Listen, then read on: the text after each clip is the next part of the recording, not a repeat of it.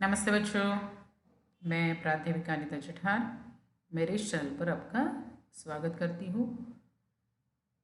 अगर आप मेरे चैनल पर नए हैं तो मेरे चैनल को सब्सक्राइब कीजिए और बेल आइकन अवश्य दबाइए ताकि आने वाले नई वीडियो की नोटिफिकेशन आप तक पहुँचते रहे। तो चलिए देखते हैं स्वाध्याय। ओजोन विघटन का संकट। आकलन के लिए सवाल है, ओजोन गैस की विशेषताएं। ओजोन गैस की विशेषताएं ये नीले रंग की होती है। यह प्रकृति में तीक्ष्ण और विषैली होती है। ओजोन विघटन के दुष्प्रभाव जो है ये देख लीजिए। प्रश्न जो दिया है, ओजोन परत के छिजने से आने वाली पराबैंगनी किरणों से धरती के तापमान में वृद्धि होती है। पराबैंगनी किरणें मतलब अल्ट्रावायलेट किरणें, इसलिए क्या होती है, धरती के तापमान में वृद्धि होती है। और दूसरा इसमें है, अनेक त्वचा विकार संबंधी बीमारियां क्या हो जाती है, इससे फैलती हैं। शब्द संपदा में देखिए, कृदंत बनाए। कृदंत का मतलब हो प्रत्यय लगाकर शब्द बनाना, या प्रत्यय जो होते हैं ये कहलाते हैं कहना, कहने वाला, बैठना, बैठक, लगना, लगाव, छीनना, छीजने वाला। आगे देखिए, भौतिक विकास के कारण उत्पन्न होने वाले समस्याओं के बारे में अपने विचार व्यक्त कीजिए। अभिव्यक्ति का सवाल यहाँ पर दिया है कि जो भौतिक विकास हुआ है उससे संबंधित जो समस्याएं होती हैं।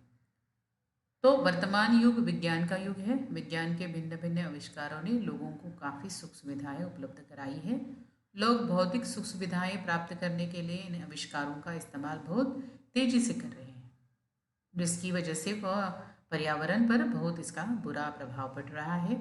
सभी को प्रदूषण की समस्या का समाधान करना पड़ रहा है। सांस लेने के लिए शुद्ध हवा और पीने के लिए साफ पानी की कमी होने लगी है। लोगों द्वारा प्राकृतिक संसाधनों के दोहन के कारण परिस्थिति का तंत्र प्रभावित हुआ है।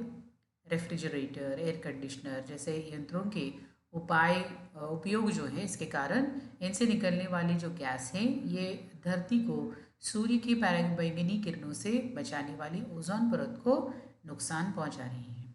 यदि जल्दी ही समस्या को सुलझाया नहीं गया तो धरती पर लोगों की त्वचा से संबंधित अनेक बीमारियों का सामना करना पड़ सकता है।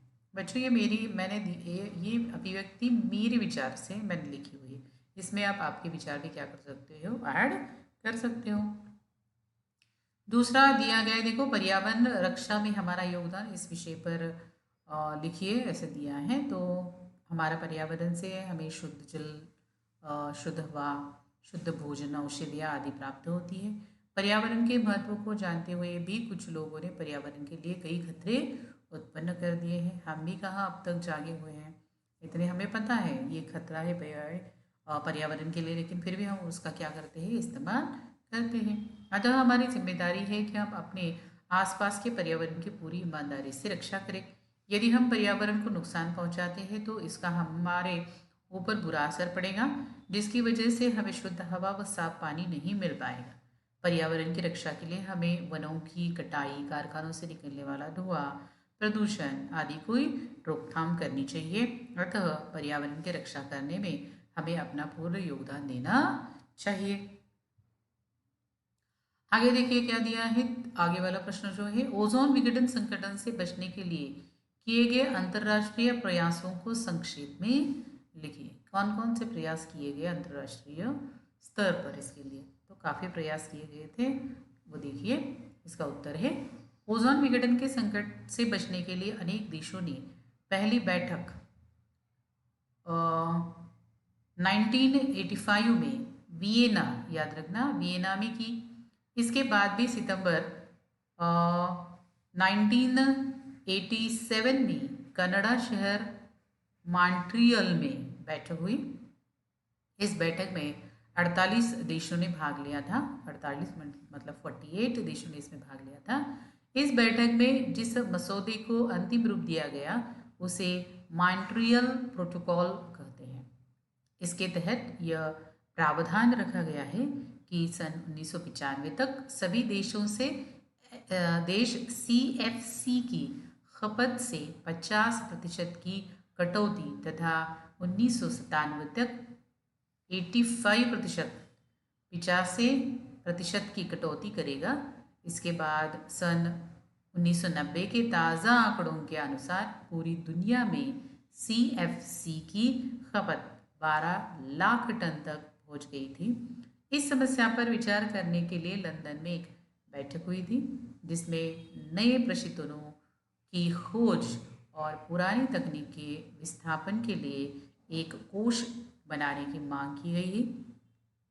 विकसनशील देशों के दबाव के कारण विकसित देशों को रियायतें देनी पड़ी। सभी देशों के आपसी समझौते के बाद यह व्यवस्था जो है हुई कि विकसनशील देश 2010 तक CFC का इस्तेमाल एकदम बंद कर देंगे और विकसित देश नए प्रशितों की खोज में विकसनशील देशों की आर्थिक मदद करेंगे। इस प्रकार से यहाँ पर ये सवाल दिए हैं, तो आपको ये सवाल जो है जो मैंने बताए आपको समझ में आ गए होंगे। आगे देखिए और एक सवाल दिया हुआ है, क्लोरोफ्लोरोकार्बन मतलब CFC ये नामक यौगिक जो है इसकी खोज प्रतिशीतन के क्षेत्र में क्रांतिकारी उपलब्धि रही, स्पष्ट कीजिए। तो वर्ष 1930 से पहले प्रशीतन के लिए अमोनिया और सल्फर डाइऑक्साइड गैसों का इस्तेमाल होता था, लेकिन वे गैस तीक्ष्ण और मानव स्वास्थ्य के लिए हानिकारक थी।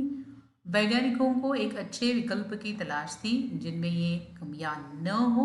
इस क्रम में 30 के दशक में थॉमस मिडले द्वारा क्लोरोफ्लोरोकार्बन CFC नामक यौगिक की खोज प्रशीतन के क्षेत्र में एक क्रांतिकारी उपलब्धि रही।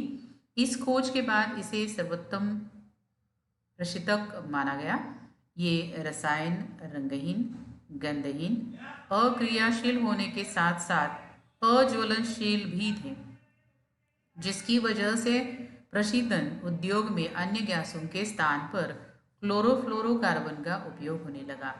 इसके साथ ही इसका इस्तेमाल घरेलू कीटनाशक, प्रसाधन सामग्री, दवाएं, रंगरोधन से लेकर फ्रिज और एयर कंडीशनर में भी अधिक मात्रा में होने लगा। इन्हीं कारणों की वजह से क्लोरोफ्लोरोकार्बन नामक यौगिक का उत्पादन अधिक मात्रा में होने लगा।